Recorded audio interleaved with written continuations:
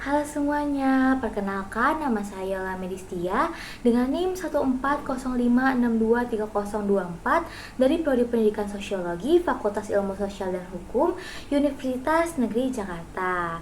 Pada video kali ini, saya akan membahas salah satu isu sosial yang sedang menjadi perhatian masyarakat Indonesia, yaitu program makan bergizi gratis atau MBG. Program ini merupakan salah satu kebijakan pemerintah yang bertujuan meningkatkan kualitas gizi anak-anak Indonesia melalui penyediaan makanan bergizi secara gratis, terutama bagi peserta didik di Indonesia. Program makan bergizi gratis hadir sebagai upaya untuk mengatasi berbagai persoalan sosial yang masih dihadapi Indonesia, seperti stunting, gizi buruk, dan ketimpangan akses terhadap makanan bergizi. Namun, di balik tujuan mulia tersebut, pelaksanaannya juga menimbulkan berbagai tantangan dan persoalan sosial yang menarik untuk dianalisis. Oleh karena itu, dalam video ini, saya akan membahas fenomena program makan bergizi gratis menggunakan perspektif sosiologi, khususnya teori fungsi manifest dan juga fungsi laten dari Robert Camerton. Masalah gizi merupakan salah satu persoalan sosial yang cukup serius di Indonesia. Tidak semua anak memiliki akses yang sama terhadap makanan sehat dan juga bergizi. Faktor ekonomi keluarga seringkali menjadi penyebab utama ketidakmampuan memenuhi kebutuhan gizi anak secara optimal.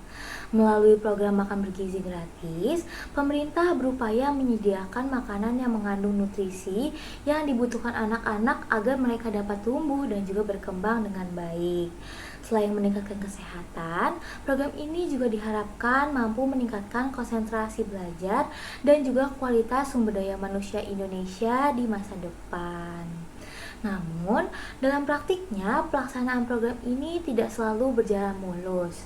Beberapa daerah menghadapi kendala distribusi, keterbatasan fasilitas pendukung, hingga perbedaan kualitas makanan yang diterima oleh siswa.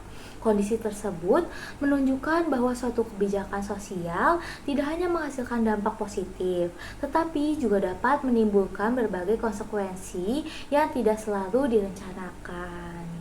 Untuk memahami fenomena ini, saya menggunakan teori dari Robert Camerton mengenai fungsi manifest dan juga fungsi laten. Menurut Merton, setiap kebijakan atau lembaga sosial memiliki dua jenis fungsi. Yang pertama adalah fungsi manifest, yaitu dampak yang memang direncanakan dan diharapkan terjadi.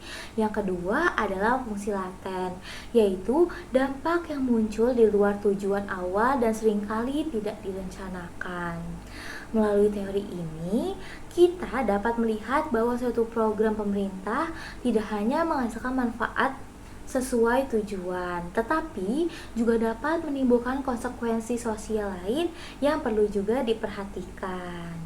Nah, yang pertama akan dibahas yaitu fungsi manifest program makan bergizi gratis. Fungsi manifest atau tujuan utama dari program makan bergizi gratis adalah meningkatkan status gizi anak-anak di Indonesia. Dengan memperoleh makanan bergizi secara rutin, anak-anak diharapkan memiliki kondisi kesehatan yang lebih baik, terhindar dari kekurangan gizi, serta memiliki kemampuan belajar yang lebih optimal.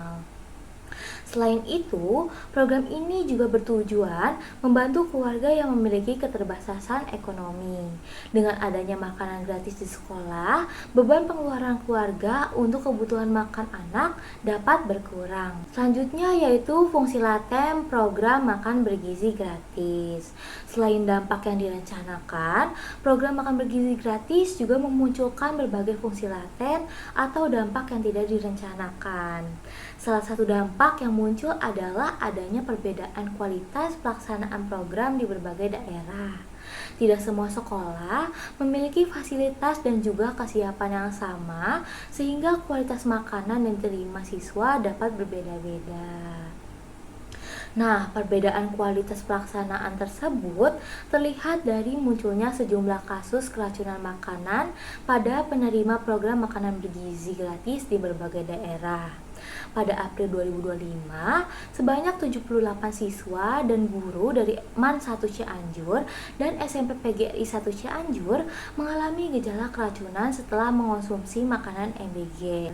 Tidak lama kemudian, kasus serupa juga terjadi di SMP Negeri 35 Bandung yang menyebabkan ratusan siswa mengalami gejala keracunan dan harus mendapatkan penanganan medis. Peristiwa ini menunjukkan bahwa pelaksanaan program yang belum merata, terutama dalam aspek pengolahan makanan, pengawasan kualitas, dan juga distribusi, dapat menimbulkan dampak yang tidak diharapkan. Selain itu, pelaksanaan MBG juga menimbulkan dampak sosial terhadap kelompok masyarakat yang sebelumnya menggantungkan penghasilan dan juga aktivitas ekonomi di lingkungan sekolah. Sejumlah kantin sekolah dilaporkan mengalami penurunan pendapatan karena siswa memperoleh makanan secara gratis dari program MBG ini. Tidak hanya itu, pedagang kecil yang biasa berjualan di sekitar sekolah serta pekerja perempuan yang terlibat dalam usaha kantin dan juga penyediaan makanan juga turut merasakan dampaknya. Kondisi ini menunjukkan bahwa sebuah kebijakan yang bertujuan meningkatkan kesejahteraan anak sekolah dapat memunculkan konsekuensi sosial dan juga ekonomi bagi kelompok lain yang tidak menjadi sasaran utama program. Dampak lain adalah munculnya kritik dan juga perdebatan di masyarakat mengenai efektivitas penggunaan anggaran yang sangat besar untuk menjalankan program tersebut. Sebagian masyarakat mendukung karena dianggap bermanfaat bagi anak-anak, sementara sebagian lainnya mempertanyakan efisiensi dan juga pengawasannya. Perdebatan tersebut semakin menguat setelah muncul dugaan korupsi dalam tata kelola program makan bergizi gratis pada tahun 2025. Kejaksaan Agung mengungkap adanya dua modus besar yang diduga digunakan dalam penyimpangan tata kelola program MBG ini, yaitu manipulasi dalam proses pengadaan serta penyalahgunaan mekanisme pelaksanaan program. Kasus ini menimbulkan kekhawatiran masyarakat terhadap transparansi dan juga akuntabilitas pengelolaan anggaran negara yang dialokasikan untuk program tersebut. Meskipun tujuan utama MBG adalah meningkatkan kualitas gizi anak-anak Indonesia, munculnya dugaan korupsi menunjukkan adanya konsekuensi sosial yang tidak direncanakan dan menjadi tantangan dalam pelaksanaan kebijakan publik. Nah, menurut saya, program makan bergizi gratis ini merupakan kebijakan yang memang memiliki tujuan sosial yang baik. Namun, kasus keracunan makanan, menurunnya pendapatan kantin sekolah dan pedagang kecil, serta dugaan korupsi yang muncul dalam pelaksanaan menunjukkan bahwa keberhasilan suatu kebijakan tidak cukup hanya bergantung pada tujuan yang baik aja. Dalam pandangan saya, masalah utama yang perlu diperhatikan adalah kualitas pengawasan dan juga tata kelola program. Ketika pengawasan tidak berjalan dengan baik, maka resiko terjadinya penyimpangan maupun kesalahan dalam pelaksanaan akan semakin besar. Akibatnya, manfaat yang seharusnya diterima masyarakat dapat berkurang bahkan menimbulkan masalah sosial baru. Selain itu, saya melihat bahwa perbedaan kondisi antar daerah juga menjadi tantangan penting dalam pelaksanaan MBG. Indonesia memiliki wilayah yang sangat luas dengan tingkat kesiapan sarana, prasarana, dan juga sumber daya yang berbeda-beda. Oleh karena itu, pemerintah perlu memastikan bahwa standar kualitas makanan, proses distribusi, dan juga sistem pengawasan dapat diterapkan secara merata agar setiap siswa memperoleh manfaat yang sama dari program ini. Nah, menurut saya, pemerintah juga perlu memperhatikan kelompok masyarakat yang terdampak secara tidak langsung oleh program ini, seperti pengelola kantin sekolah, pedagang kecil, dan juga pekerja perempuan yang menggantungkan penghasilannya dari aktivitas ekonomi di lingkungan sekolah. Karena keberhasilan suatu kebijakan sosial tidak hanya diukur dari tercapainya tujuan utama, tetapi juga dari kemampuan pemerintah dalam meminimalkan dampak negatif yang muncul terhadap kelompok masyarakat lainnya.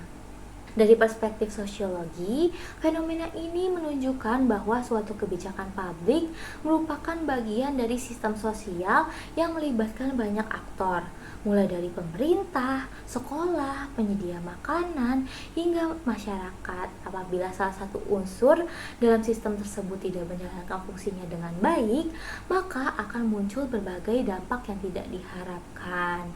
Karena itu, keberhasilan program makan bergizi gratis ini tidak hanya ditentukan oleh besarnya anggaran yang disediakan, tetapi juga oleh kerjasama, pengawasan, dan juga tanggung jawab seluruh pihak yang terlibat dalam pelaksanaannya.